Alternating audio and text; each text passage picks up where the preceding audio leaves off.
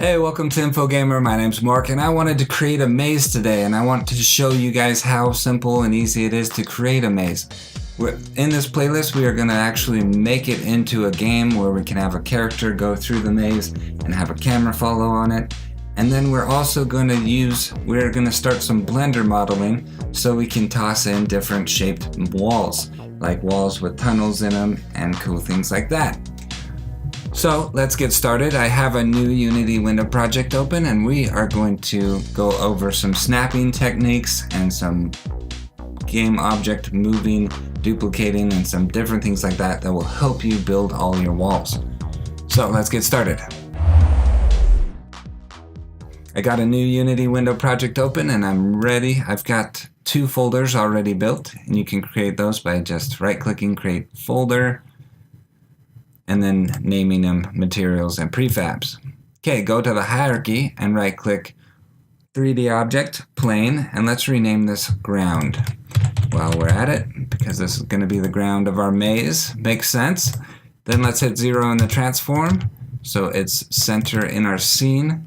And then let's hit 10 in the X and 10 in the Z to scale up our ground so we can have a bigger maze. Yes! It's nothing like having a bigger maze.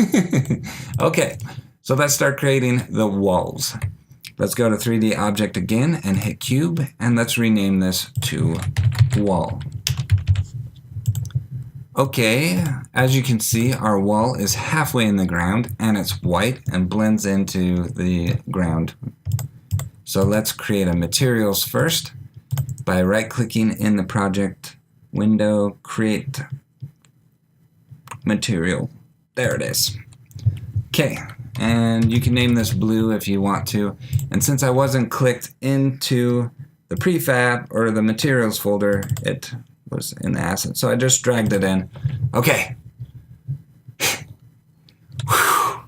Take a little calming break. I just want to show you guys all this stuff so fast. Okay, so we've got our material selected, and let's change this color to blue, or whatever color you want the walls to be. And then you can grab and drag this onto your wall in the hierarchy, and it changes to a blue color. We now have a blue square. You can also drag the material into the inspector. But as you can see, this block is halfway in the ground.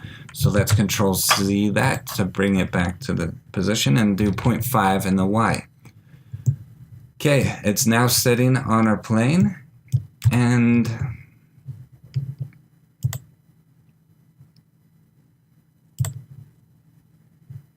okay, we hit play and it doesn't fall through the ground or anything, so that is good.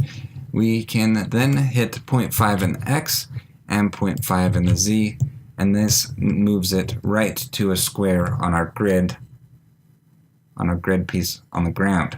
That's because these grid lines are 1 unit apart, and also the cube is 1 unit wide and 1 unit long, so it fits perfectly in there, and that's going to help with positioning our walls. So let's hit 11 in the X direction, and that makes it so it lines up perfectly with another square on the ground and perfectly with another square over here. That's because the centerpiece is a square. So if you did an even number there, it would be halfway in this square and halfway in that square. So just do 11 and it will help. Okay, select your wall and hit Control D, and it will duplicate your game object. So you can drag it out, but just dragging it out makes it so it's messy and it's now not sitting in a square grid line. So hit Control Z and hit Control. This is called snapping to a unit. So it snaps 1 unit away as you keep dragging. It moves 1 more unit. And we want actually 2 units in between these 2 walls. So remember to hold Control while you drag, and it snaps it perfectly to those grid lines, which is very helpful. Okay, we've got our first 2 walls created, and we can go ahead and create our player right now and just throw in a sphere real quick. Let's hit 0, 0, and 0. And then let's drag it over and make sure it's at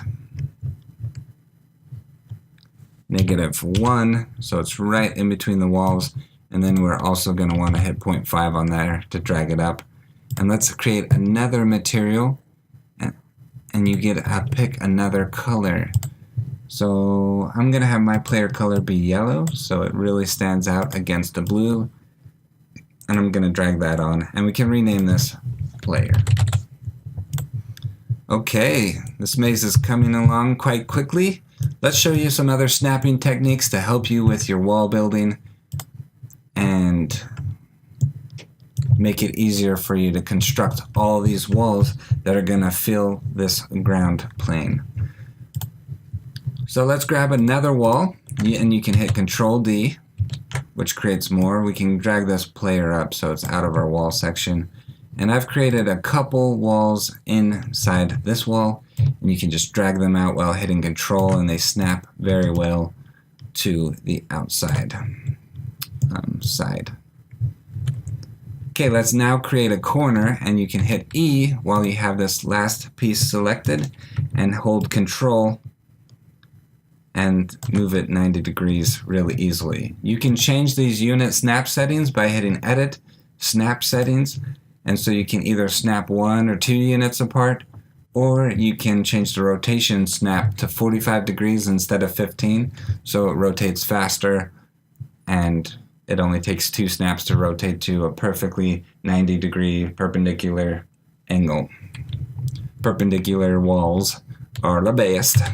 Okay, so hit W again, and you can hit Control and snap it right against that wall, and then drag it up, and boom, we've got ourselves a corner. Okay, let me show you one more snapping technique that is super helpful for finishing up these walls and corners. We're going to create another wall. Just hit Duplicate for this one, and let's change the scale to 1, and then let's hit Control and drag it out here.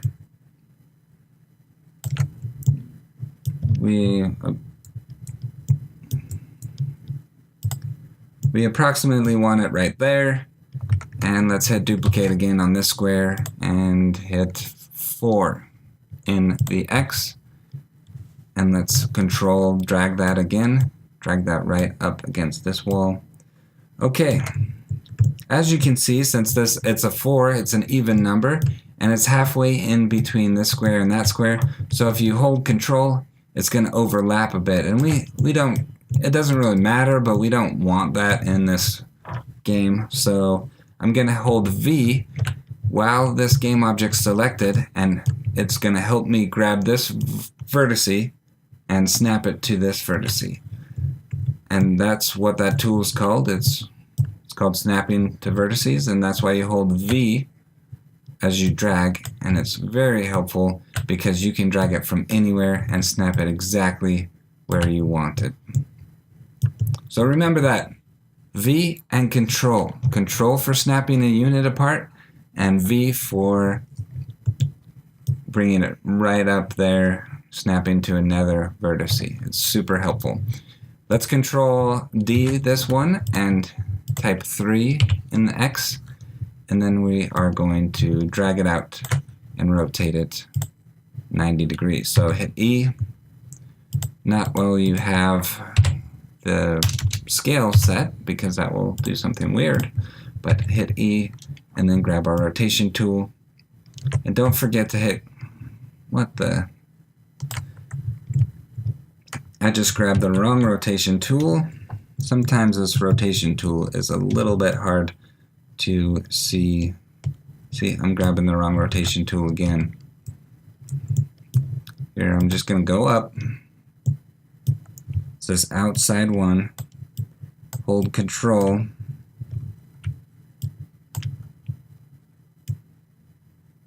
There we go. I just rotated at 90 degrees.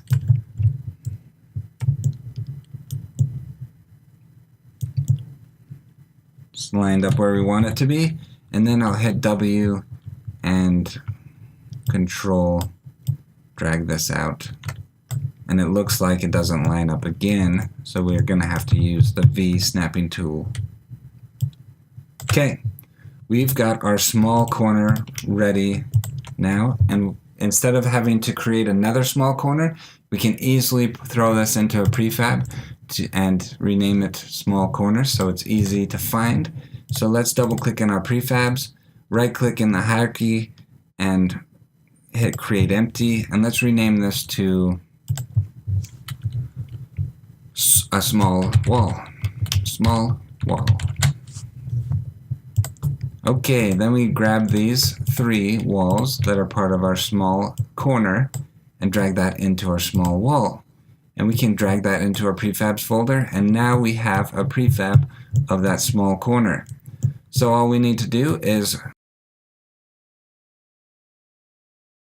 click and drag that into our scene, and you can easily rotate this. Just hit E again, go up. And you might be saying, oh, it's above the plane, that's no good.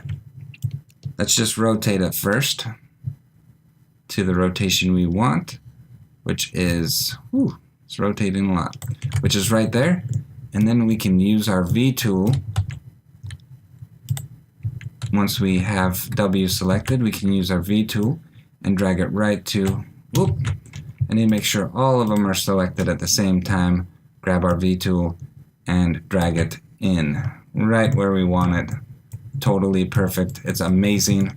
I highly recommend using it and remembering to use it, remembering that V and Control are very helpful in snapping. Okay, we've created our first corner and created a prefab for that corner. Now all you need to do is create multiple walls, like bigger walls, smaller walls, and create prefabs so you never have to create them again, and then you can just assemble your maze as fast as you need to. So I'm gonna keep assembling more corners and walls and all that stuff that I want for my maze so it looks more random, and I'm gonna throw them into prefabs and get this maze built out a lot faster than if I would have not been using Control snapping and V vertice snapping. So remember those.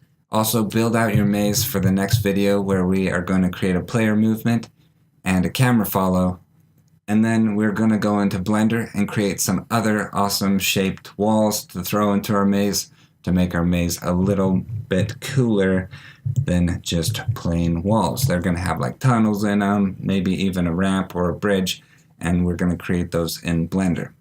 So thanks for watching. I hope you guys keep building your maze so that you have a maze to show your friends. Okay, one more thing before I go. You can grab these and scale them down to like 5 or something like that. Then you can drag those in as a prefab, or actually we're going to need to create an empty and hit small wall.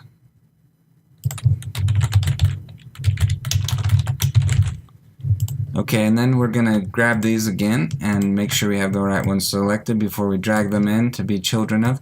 And then we can drag that into our prefab as well. So when we drag those in, we can hit E, rotate. Make sure you're hitting Control so it rotates 90, 45 degrees or 90, whichever one you want. Then hit W again. Drag it over, get in good position to hold down V. Whoop.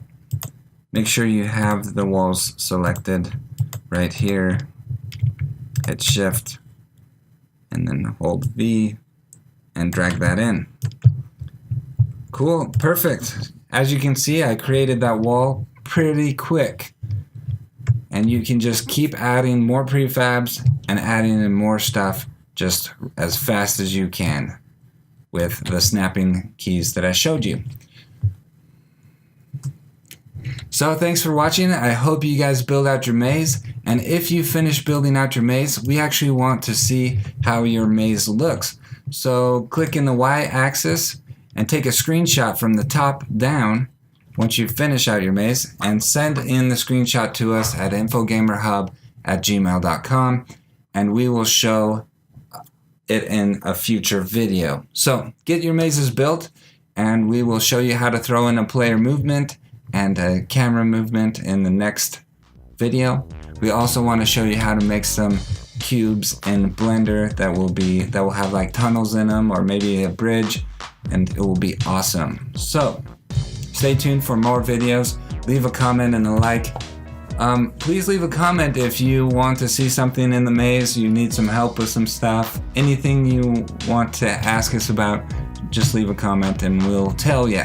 So let's get on to the next video, or let's get on to finishing our maze and building it out exactly how we want it, and then get on to the next video where we'll have a player movement. Thanks for watching. Talk to you guys later.